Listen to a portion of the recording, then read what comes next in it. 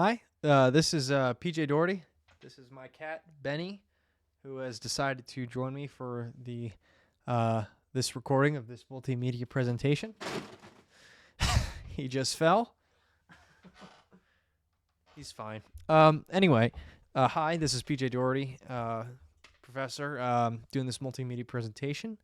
But yeah, today I'm going to be talking about similar to what I talked about in my blog post, which is Star Wars. Actually, it's probably going to be around the same exact thing as what I talked about in the blog post, which is the sequel trilogy and how disappointing it was, yet how much potential it had, and the ability for it to still produce the same message, the same core message of representation through actual good storytelling instead of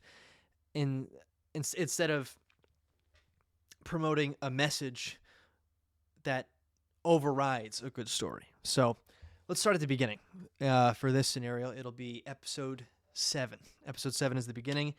I have a special connection with episode 7, actually, because it was the first time that I had seen a Star Wars film that like part of the original or Skywalker saga, so to speak, in theaters. It was my first ever experience with that. My parents were lucky enough, and some other of my family were lucky enough to see films episodes 4, 5, and 6, even and 1, 2, and 3 in theaters. And this was my first experience with that. And for that, episode 7 will always have a special place in my heart. And I will always stand by that episode 7 is still a really good movie. It is a very, very entertaining film. It is a good Star Wars movie. Is it because it's a reskin of A New Hope? Probably. However, Benny is yelling at me, but we're gonna continue. I'm just gonna move past it. It's a good movie. Episode 7 is a good movie, and I will stand by that forever. The sequels as a whole are not a great movie or a great series of movies, but number 7 is good.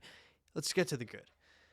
You have a stormtrooper, Finn, who breaks away from an imperialistic regime in the First Order from, in the film, A Call to the Force.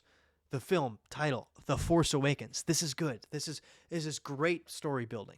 This is great world building. Okay, you have Finn who gets the call from the Force while he's while stormtroopers are mowing down a village in the opening sequence of episode 7, to not fire, to not shoot. FN 2187 did not, whatever, this, that, and the other thing. He didn't shoot. He didn't shoot because he had a call from the Force. Okay, great. Then you have Rey, similar to Luke in episode 4. Desert planet, finds a droid, discovers this mission, discovers this mystical force, discovers Han Solo, that the Force, the Jedi, it's true, all of it. Direct quote from the movie. Okay, you have these two characters meeting, right? The Force Awakens. This is how the Force works. It's the Force fighting back against evil. Okay, this is good. This is all good, right? Ben Solo, the nephew of Luke Skywalker. Okay, Kylo Ren. It's good. He kills Han Solo. Is a huge point in his life. Obviously, Leia feels it as she's connected to the Force, but the movie in itself is good. The part where it falls flat is, again, it's a reskin of A New Hope, which is a good movie, but it's very unoriginal. Starkiller Base is just a bigger Death Star. It's nothing special. There's nothing truly special about this movie, which is a problem, and it sucks, but, again, it still holds a special place in my heart. This is where it gets off the rails. Episode 8 is a disaster. It's an utter disaster, and it should have never happened. J.J. Abrams, I understand wanting to do a one and done, not wanting to have your name tied forever to the Star Wars universe. That's fine. That's okay. It ended up getting tied to the Star Wars universe forever because of the failures of the sequel trilogy, but I understand his viewpoint. I understand where he's coming from, okay? Hiring a guy like Rian Johnson, very little film experience, very little successful films in the wide film space, that was their first mistake. Their second huge mistake is splitting up the characters of Finn and Rey. It is. Those are your two bombshells right now. I know in The Force Awakens you leave with Finn and he's recovering and all this. Splitting them up was the worst mistake ever, because not only did Rian Johnson split them up for the entire film until the very end, which I guess, has some sort of cool meaning that they finally get to reunite at the end, but he took away everything that J.J. Abrams built regarding Finn. He was supposed to be a Force-sensitive character. Rey, at the end of the first film, clearly Force-sensitive. Maybe a little too overpowered at the end of the seventh film, because she's able to beat Kylo Ren, who's already been trained in the Force and in the Jedi arts, so to speak, already lightsaber trained, and then she beats him, which is a little whatever. Not only that, but the mystery of her parents, who is she, all this. Rian Johnson destroys all of that. Rian Johnson takes Finn, puts him off with a complete side character of Rose, who I feel bad for the actress because she's not a bad actress, but the character of Rose is a nightmare. It's a disaster. It's a complete and utter disaster. It makes no sense. You go off to a completely different planet, completely separate from this other, to do this, to find this master code breaker, to do this and the other thing, and none of it ends up mattering. None of it ends up mattering. They cut the only good scene from that, where Finn takes on Captain Phasma, and excuse you. This is Benny, by the way. Say hi. But takes away that beautiful scene of him and Phasma. It's in the deleted scenes. But it ruins all the continuity, because it ruins everything with Finn, because it deems him as not Force sensitive, as just a regular Joe Schmo who's part of the Rebel Alliance, who's on a separate mission. But it also then reinforces the idea that Rey is from nowhere. She is from nobody. And the biggest thing is that you have Luke Skywalker, who is the symbol of hope, who is the symbol of good and finding the good in everybody that he passes. He is Darth Vader, his father, the most evil man in the galaxy, the most horrible things, killed thousands, if not millions of people in the galaxy. He still found the good in his father. He still was able to search out the good and know that there was good in there and turn him back to the light. And you're telling me that he sensed a little bit of darkness in his nephew and gave up? That is garbage. I do not buy that. That is utter crap. And the fact that he would ever... I know he comes back in the end and comes out and saves them with his force projection, and then he dies. Whatever. I know he does it at the end. But the fact that he was even there in the first place makes no sense with the Star Wars universe.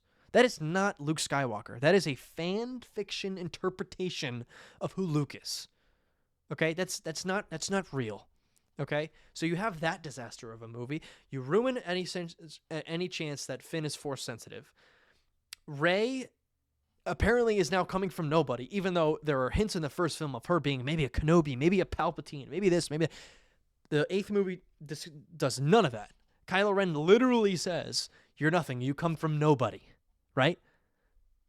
You ruin all of that. You separate Finn and Rey, and you're left with a mess. And that leads us to film number 9, The Rise of Skywalker. Whew. Where do we get started on this one? I mean, it's a fan service film. There's cool moments. There's Lando. Lando's great.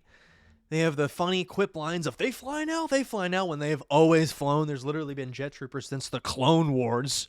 There have been jet troopers in the Empire. They've always flown.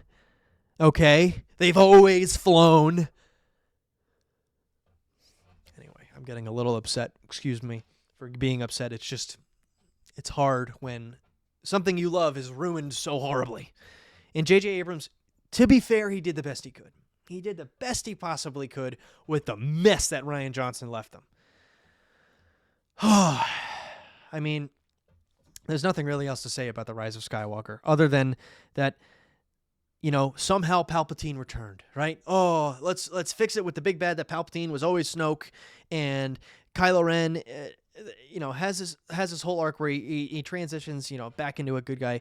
That's fine. Like, where he has to face the death of Han Solo. That's actually the only really good part of that movie, where he faces the death of his father and calling to the light and throws away his lightsaber. Good. I like that. That's cool.